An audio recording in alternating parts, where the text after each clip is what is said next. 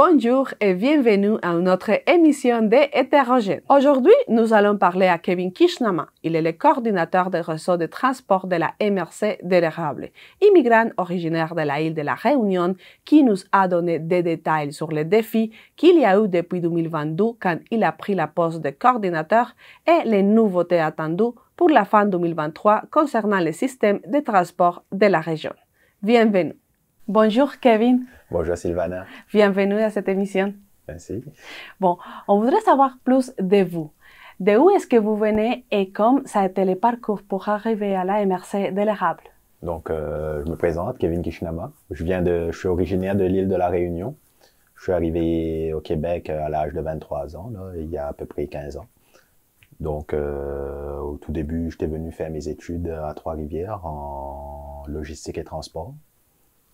Puis par la suite, j'ai eu mon DEC, j'ai commencé à travailler. Puis au fur et à mesure, je me suis rapproché un peu plus de la région. D'abord, j'étais à Saint-Samuel, puis Victoriaville. Puis là, maintenant, ça fait 3 ans que je suis à Plessisville.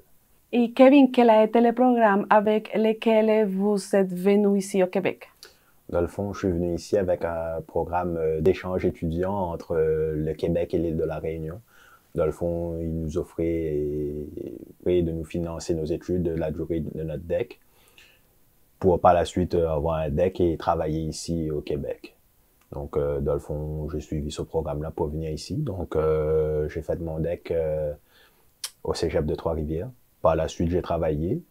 Moi, au tout début, je pensais repartir dans l'île, mais finalement, je suis resté ici. Et quel âge avez-vous dans ce moment-là? Je suis arrivé ici à 23 ans. Et toute seule, oui? Oui, tout seul. Parfait. Maintenant, vous êtes coordonnateur du service de transport de la MRC de l'Érable. Quelles sont vos fonctions? Ma fonction en tant que coordonnateur, c'est de m'assurer que le transport, que tout le service fonctionne bien. Je m'assure que tous les clients, là, tous les usagers qui font leur réservation auprès de la répartitrice ou autre, y aient leur transport. Lorsqu'il y a des problèmes, nous autres, la façon de fonctionner, c'est qu'on a la répartitrice qui va prendre toutes les réservations. Puis elle va offrir les transports à la plupart des usagers.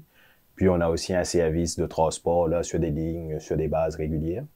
Dans le fond, moi, le gros de ma fonction, ça va être, quand on a des plaintes, quand on a des plaintes ou soit des remarques, suggestions ou autre, je vais m'assurer, voir comment on peut faire pour améliorer le service ou qu'est-ce qu'on peut faire là pour que tout le monde ait un service adéquat. Je vais aussi m'occuper de tout ce qui est les demandes de financement, tout ce qui est les contrats, tout ce qui est un peu plus contractuel, tout ce qui est avec les différents fournisseurs d'accès, les transporteurs, entre guillemets. Ensuite de ça, tout ce qui est un peu plus les finances, tout ce qui est un peu plus les dossiers, un peu plus administratifs, c'est moi qui vais m'en occuper. Puis tout ce qui est le transport, nous, c'est la répartitrice, c'est elle qui va s'occuper de ça. Bon, mais je pense que c'est important pour que les gens qui nous regardent d'expliquer un peu comment fonctionnent les services de transport de la MRC de l'Érable. Quels sont les services qu'il y a ici dans la MRC de l'Érable? OK. Dans la MRC de l'Érable, là, on a un service de transport adapté et un service de transport collectif. Pour le service de transport adapté, aussi bien le transport adapté, le service de transport collectif, ça se fait aussi bien en autobus et en taxi. Pour le service de transport adapté, on a 3 autobus là, qui sont répartis sur l'ensemble du territoire de la MRC de l'Érable. Ces autobus-là, ils font des trajets le matin, le midi et en fin de journée pour amener les usagers là, vers les différents centres d'activité qui sont principalement à Plessisville ou pour certains à Victoriaville.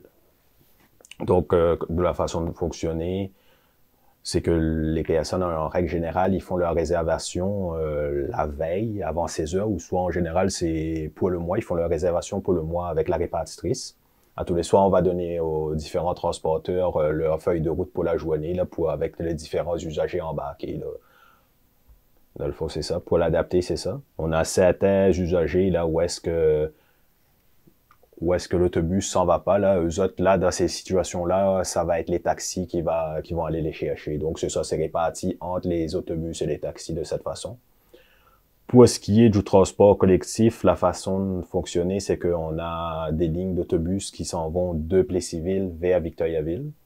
Là où est-ce qu'il y a le plus, on se le cachera pas, la plupart des activités se sont là. C'est l'hôpital, les cégeps, les écoles, ou les grands, le centre d'achat, il est là-bas. Puis la façon de fonctionner, c'est qu'on a différents horaires dans la journée. Puis pour les usagers qui sont dans les autres municipalités qui sont un peu plus éloignées, là, le matin, on a des transferts, alors on a des taxis qui vont aller les récupérer pour qu'ils puissent prendre l'autobus pour s'en aller, admettons, soit au cégep ou autre. Puis à la fin de la journée, quand ils ont terminé, ils reviennent, ils puissent reprendre par la suite, à leur arrivée ici au terminus, ils peuvent reprendre le taxi pour s'en aller chez eux. Et plus ou moins combien de véhicules composent le système de transport de la MRC de l'érable? On a actuellement 6 autobus. Puis je vous dirais qu'on en a autant en taxi, là, à peu près une dizaine de taxis. Une dizaine de taxis. Est-ce que c'est assez ou il y a aussi des besoins pour transporter les gens de la MRC de l'érable? Dans le fond, c'est jamais assez. On n'a jamais assez de transport, mais on essaie de faire d'optimiser le maximum nos transports là, pour qu'on ait suffisamment justement de moyens de transport, puis que ça nous coûte un minimum aussi, parce qu'on a un budget à respecter avec ça. D'accord. Et si on parlait des défis, quel est le défi le plus grand que vous avez dans ce moment pour gérer le transport de la MRC de l'érable? Mon plus grand défi à la MRC de l'érable, c'est de réorganiser complètement le service parce qu'avec l'augmentation des coûts, là, aussi bien de l'essence ou le prix des fournisseurs d'accès, c'est qu'on doit comme procéder avec tout ça. Donc, faut comme réorganiser tous les parcours, optimiser le tout pour qu'on puisse continuer à donner un certain service aux usagers.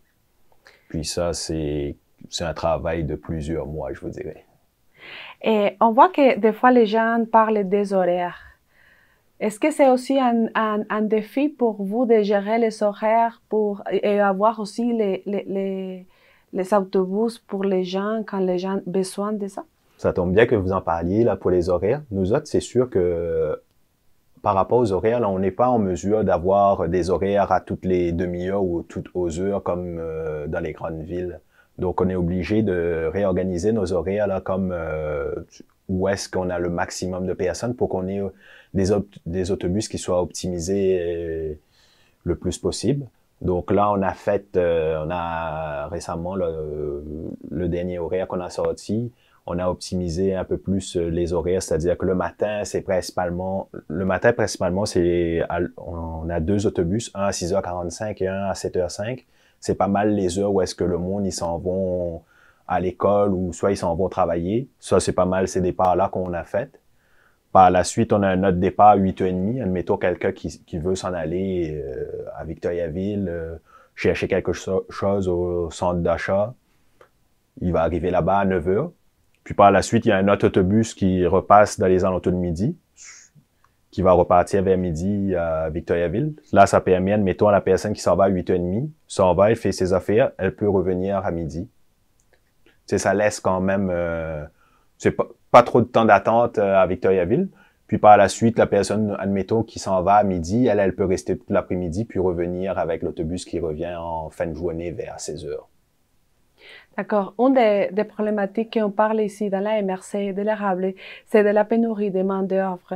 Est-ce que cette problématique touche à les réseaux de transport? Ça nous touche énormément. Là, on a de la difficulté à avoir des chauffeurs là, qui veulent travailler, qui peuvent aussi travailler parce que justement, les autobus, on en a de différentes capacités. Ça prend plusieurs PMI. Là. Des fois, on a un autobus que un chauffeur, lui, peut chauffer tel autobus avec telle configuration, tel type de freinage, puis il pourra pas chauffer d'autres autobus. Donc là, c'est sûr que ça pose beaucoup de problèmes pour nous. Là. Donc, je vous dirais que ces dernières années, on a eu beaucoup de rotation de personnel sur les chauffeurs. Là. Puis même là encore, on a de la difficulté à en avoir. Kevin, en parlant des défis, quelles sont les solutions qu'ils ont proposées pour solver un peu les problématiques que les réseaux de transport ont actuellement?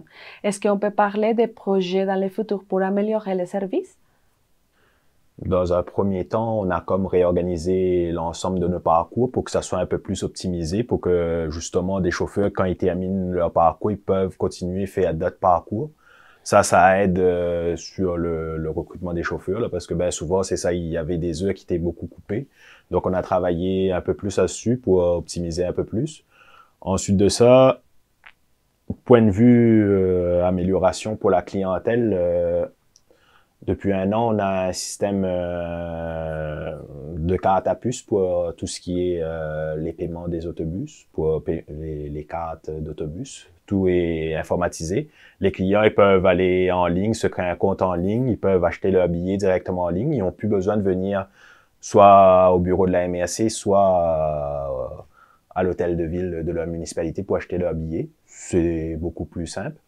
Là, qu'est-ce qu'on va mettre en place, c'est qu'on va mettre un outil là, pour le suivi en ligne qui va être beaucoup plus interactif. Là. Les usagers pourront voir en temps réel où est-ce que l'autobus allait, pourront suivre l'autobus. Ça va être beaucoup plus... On va essayer de simplifier tout ce qui est les horaires et tout parce qu'on a beaucoup de demandes là-dessus, là, comme quoi c'est pas très clair. Là, on travaille là-dessus pour optimiser le tout. Puis on essaie de trouver là... C'est ben souvent les usagers ils veulent par exemple venir à Plessisville mais pas rester toute la journée. On essaie de trouver là, on va par exemple leur proposer de prendre l'autobus du transport adapté qui elle va passer 3 fois dans une même municipalité, donc on va jumeler un peu les transports. Bon, justement, concernant l'application mobile, qu'est-ce que les gens y trouveront comme dans l'application? Ils vont voir les différents circuits qu'on a, ils vont voir l'horaire à la journée, ils peuvent choisir, admettons, l'horaire d'aujourd'hui ou soit celle dans 15 jours, ils pourront la voir. Ils vont voir les différents tarifs. Pourront suivre où est-ce que l'autobus est en temps réel. Si l'autobus a un retard, s'il y a un retard qui est prévu, ils pourront la voir. Ils vont avoir des annonces qui vont être faites. Là. Ça va être pas mal interactif. Ils vont pouvoir consulter l'ensemble des arrêts où est-ce qu'ils sont, parce que présentement, quand on a un petit dépliant, on peut pas mettre tous les arrêts sur le dépliant. Donc là, ils vont pouvoir le voir. Ils vont voir par rapport avec une carte où est-ce que c'est vraiment l'arrêt le plus proche. Ça va faciliter les choses. Puis ils vont voir l'ensemble des arrêts, où est-ce qu'ils s'en vont et tout. Là, ça va être beaucoup plus simple, ça va faciliter la tâche. Là. Et est-ce que vous pensez, de quelle façon vous pensez de communiquer ça à la population pour que les gens savent qu'il y a comme une mieux version de l'application de transport? C'est sûr que dans un premier temps, quand on va intégrer les nouveaux modules, on va communiquer par courriel avec nos membres, ceux qui sont déjà inscrits. Là, ils vont recevoir un mémo là, concernant la nouvelle application. Puis très certainement qu'on va communiquer via les réseaux sociaux de la MRC de l'Érable et des 11 municipalités là, de la MRC de l'Érable. D'accord. Bon, on va changer un peu de sujet. On va parler des chiffres.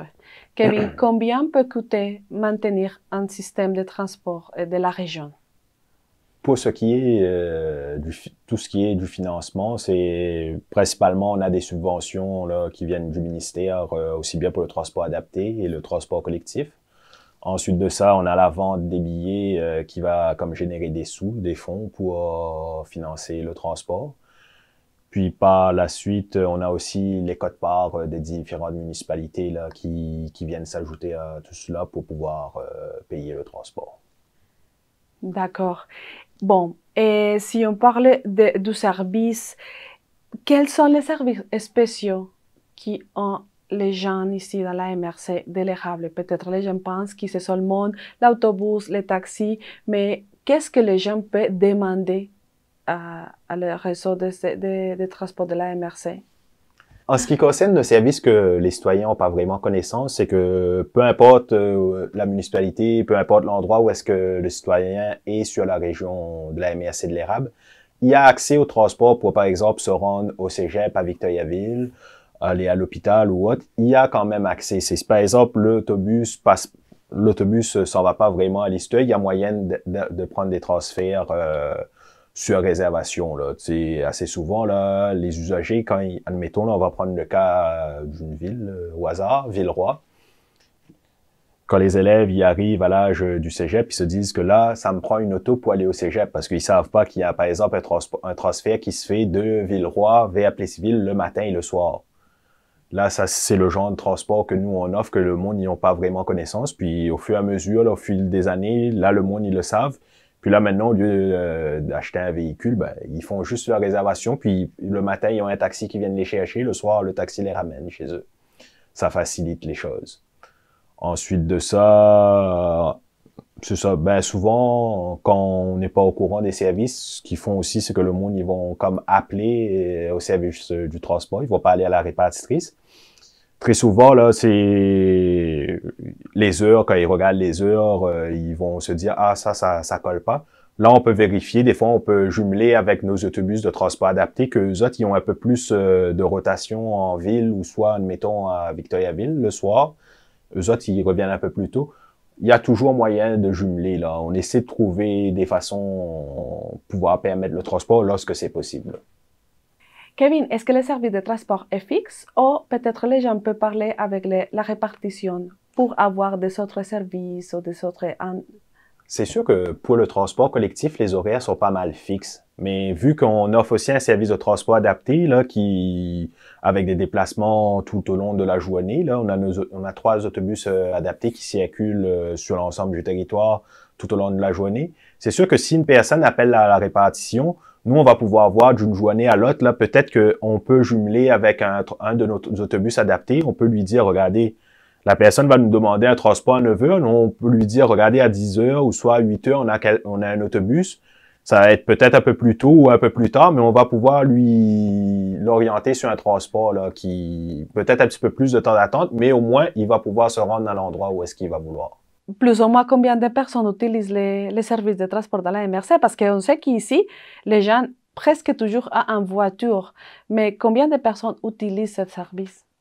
Présentement, par an, on a environ plus ou moins 35 000 déplacements en transport adapté, puis plus ou moins 35 000 déplacements en transport collectif sur l'année. Sur l'année. Sur le territoire. Kevin, maintenant, on sait qu'il y a beaucoup d'immigrants qui arrivent à la région. Est-ce que vous pensez que c'est important d'augmenter les nombres d'autobus et de véhicules pour transporter les gens pour l'année prochaine? C'est sûr que on regarde à revoir nos capacités et tout, mais c'est aussi une question de budget aussi, là. C'est très difficile c'est sûr que si on a beaucoup plus de demandes, ce qu'on va faire, c'est que peut-être pas augmenter le nombre d'autobus, mais peut-être revoir le nombre de déplacements. Tu sais, il y aura peut-être un peu plus de parcours, là, justement, pour pouvoir combler à la demande. Kevin, combien ça coûte les billets pour utiliser l'autobus? Et aussi, comment les gens peuvent sortir les cartes pour utiliser les transports dans les mois? À l'intérieur de la MRC de l'érable, le transport, l'aller, ça va coûter 4 $. Puis lorsqu'on veut, admettons, aller à Victoriaville, ça va coûter 6,50 $. Maintenant, si l'usager, il décide, il s'en va sur une base régulière, il utilise ça assez souvent, il y a possibilité de se faire une carte de membre qui va coûter 5 $. Sur cette carte-là, on peut mettre des livrets de 10 billets. Eux autres, ça va commencer à venir moins cher, là, surtout si, par exemple, on est étudiant ou si on est une personne aînée. Donc là, il va avoir des tarifs préférentiels, là. Je vous dirais que, admettons, un étudiant qui s'en va à Victoriaville, là, son transfert plus son autobus, ça va lui coûter à peu près 81 $ par mois. Par mois. Et vous parlez de 4 $ et 6 $ à Victoriaville. C'est un déplacement? Ça, c'est un déplacement. Admettons, si on a besoin de faire un déplacement à l'occasion, là, si on prend l'autobus, admettons, entre Plessisville et Princeville, ça va coûter 4 $. On va pouvoir payer avec la monnaie exacte dans l'autobus. Si par exemple, on veut aller faire un tour à Victoriaville, puis ça arrive juste une fois dans le mois, là, c'est 6,50 $ avec la monnaie exacte, puis au retour, ça va être 6,50 $ également. Et pour pour avoir la carte de membre, qu'est-ce que les gens doivent faire? Ils peuvent s'inscrire en ligne sur le site, c'est tcme.monbus.mobi. Ils vont aller s'inscrire en ligne, ou soit ils vont directement venir au bureau à la MRC de l'érable. Aussi, on voudrait savoir des horaires. Dans quel horaire les gens peuvent prendre un autobus ici à la MRC de l'érable? Vous pouvez aller directement en ligne là, sur le site tcme.monbus.mobi. Vous avez accès là-dessus à toutes les horaires. à tous les arrêts qu'on a sur le territoire de la MRC de l'érable. Vous pouvez aussi vous inscrire, consulter les tarifs et tout en ligne directement. Mais la journée, c'est de quelle heure à quelle heure? Le service du transport adapté collectif, c'est de 6h30 à 18h30 le soir. Là-dedans, c'est les heures de mes autobus réguliers avec les transferts. C'est sur cette base-là qu'on travaille. Puis pour ce qui est des autobus du transport collectif, c'est le premier autobus, il décolle de Plessisville à 6h45. Puis le dernier, il va arriver ici à 18h03. Quelle est l'invitation justement que vous faites à la population pour améliorer l'expérience qu'ils ont avec les services de transport? C'est sûr que moi, je veux inviter le monde de communiquer avec nous, là, appeler la répartition, soit même envoyer un courriel. Ils peuvent m'envoyer un courriel aussi, là. On va essayer de voir, là, on va faire notre possible pour les aider. C'est sûr qu'on peut pas répondre à toutes les demandes. Il y a des demandes qui sont vraiment fixes là-dessus, on peut pas, là. C'est surtout, lorsque nous, le transport est possible, ça nous fait un plaisir d'offrir un transport à tout le monde. C'est ça, on demande un petit peu la collaboration de tous. C'est sûr qu'on peut pas répondre à la demande de tout le monde, mais si tout le monde collabore, on essaie de, tu sais, patienter un peu entre tous les autobus parce qu'on n'est pas en mesure d'avoir un autobus à toutes les 30 minutes comme à Montréal, admettons. Mais si tout le monde y met du sien, on est capable d'avoir un transport pour tout le monde sur le territoire. D'accord. Kevin, merci beaucoup pour l'information que vous avez donnée ici. Ça fait plaisir. Bonne journée. Après de ce que nous venons d'entendre, en 2024, le réseau de transport de la MRC de l'érable aura une application mobile beaucoup plus interactive pour que les utilisateurs puissent mieux prévoir les déplacements, mais aussi réserver des services de transport selon les besoins de chacun. Pour cela, selon Kevin Kishnama, il y aura des séances d'information pour que la population sache comment faire un meilleur usage du service de transport de la région. Rendez-vous la semaine prochaine dans une autre émission de Hétérogène, l'espace de l'information, mais aussi des histoires.